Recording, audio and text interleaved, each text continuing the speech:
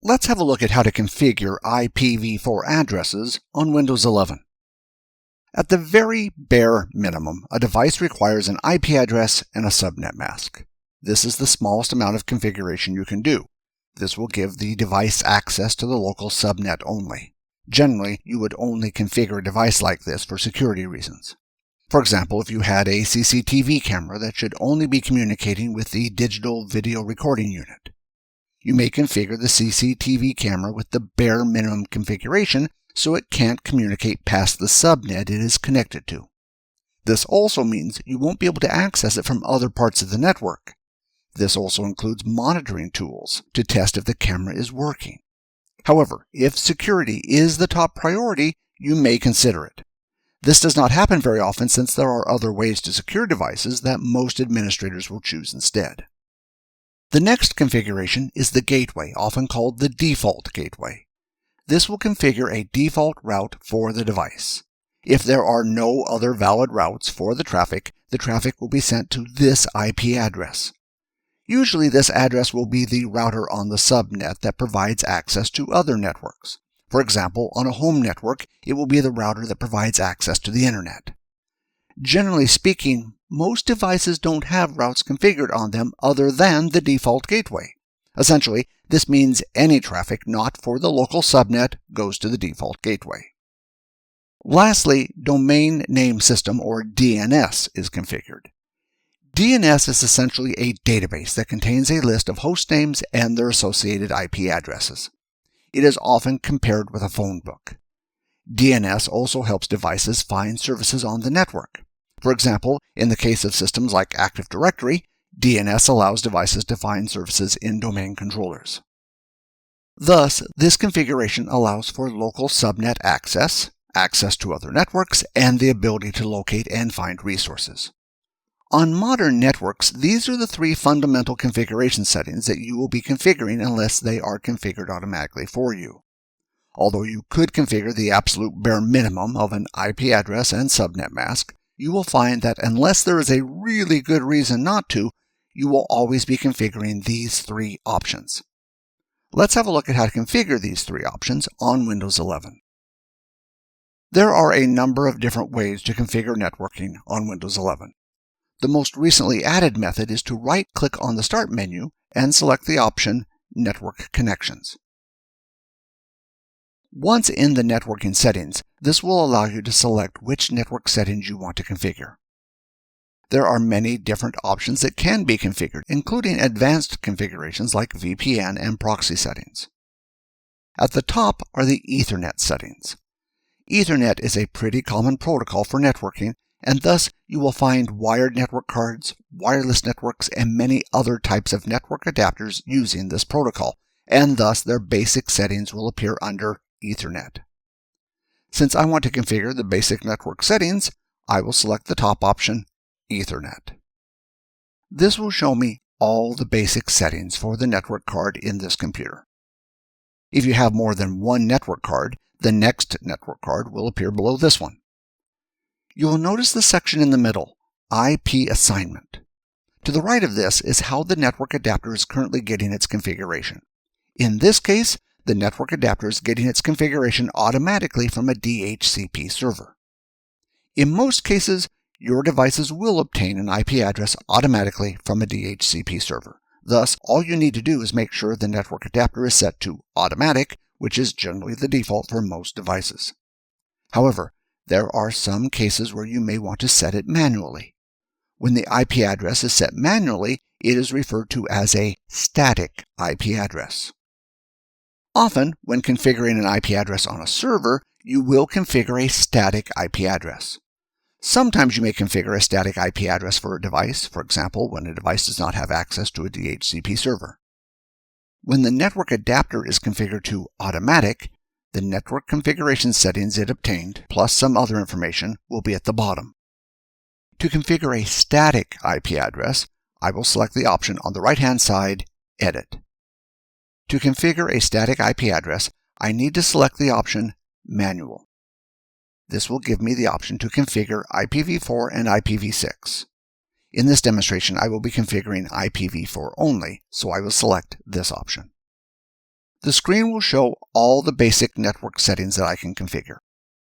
I will start by entering an IP address. Once this is done, I will enter a subnet mask.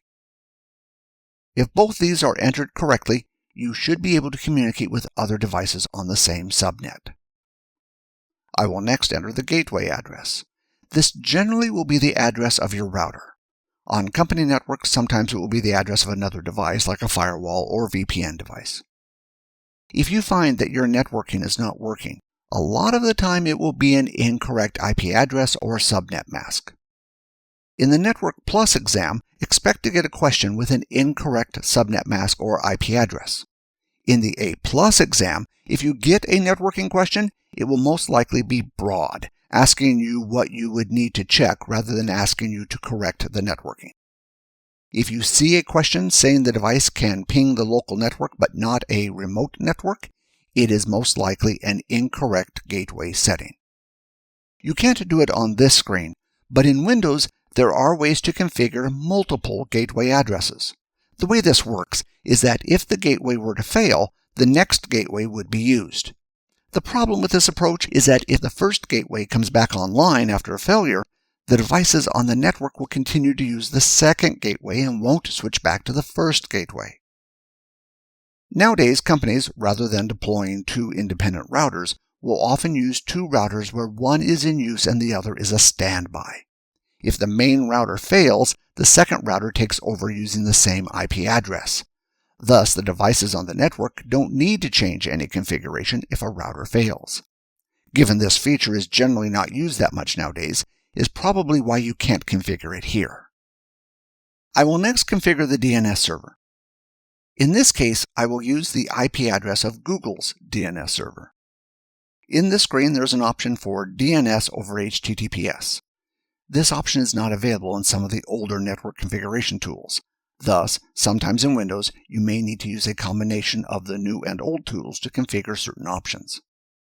DNS over HTTPS uses the same technology as secure web traffic. That is, the communication between the device and the server is encrypted. The advantage of this is that anyone between you and the DNS server won't be able to eavesdrop on your DNS communication. That is, they won't be able to see what DNS host names you are attempting to resolve. This gives you some additional privacy, but a person eavesdropping will still be able to see what traffic you are sending and receiving from which IP addresses. So, the setting increases your privacy, but does not give you complete privacy. If you enable DNS over HTTPS, you have two different options you can select to switch it on. I will first select the manual option to show you how it works, although you will most likely use the other option. You will see that you will be required to enter in a location to get a template from. The administrator of the DNS server will need to tell you what this address is. The other choice is to select the automatic option. You will notice that an address automatically gets added. Windows will attempt to contact this address to obtain automatic configuration from it. Thus, I would try this option first and see if DNS can configure itself automatically. When I scroll down, notice that there is an option for Fall Back to Plain Text. When this option is ticked, if DNS over HTTPS were to fail for any reason, then Windows will fall back to plain text DNS queries. If this occurs, anyone eavesdropping on the DNS communication will be able to read your DNS requests. If you leave this option unticked, this means that if DNS over HTTPS is not available, the DNS queries will fail, even if plain DNS is an option. This brings us to the next setting, Alternative DNS. When a second DNS server is entered, this will be used if the primary DNS server were to fail or could not be contacted. In this case, I've used the second Google DNS server. In a lot of cases, your home router will forward DNS requests to a DNS server. Thus, you will configure the primary DNS server to the home router. You may decide to configure a second DNS server to a public DNS server, but it is arguable if this is necessary since your home router DNS server should be available. If your home router is not available, you probably won't have access to the internet, and thus a second DNS server will not be helpful. For the second DNS server, I will configure the same options, that is, use DNS over HTTPS and fall back to plain DNS queries if that fails. Most devices will have a minimum of 2 DNS servers. It is possible to configure more. For example, in Windows, you could configure 10 DNS servers if you wanted to. Although it sounds like it may be helpful to have so much redundancy, the problem is that when you attempt to resolve a host name that does not exist, Windows will contact each DNS server in order attempting to resolve the host name. This means there will be a delay before Windows tells you it can't resolve the address. Having 2 DNS servers is generally considered a nice balance between redundancy and performance.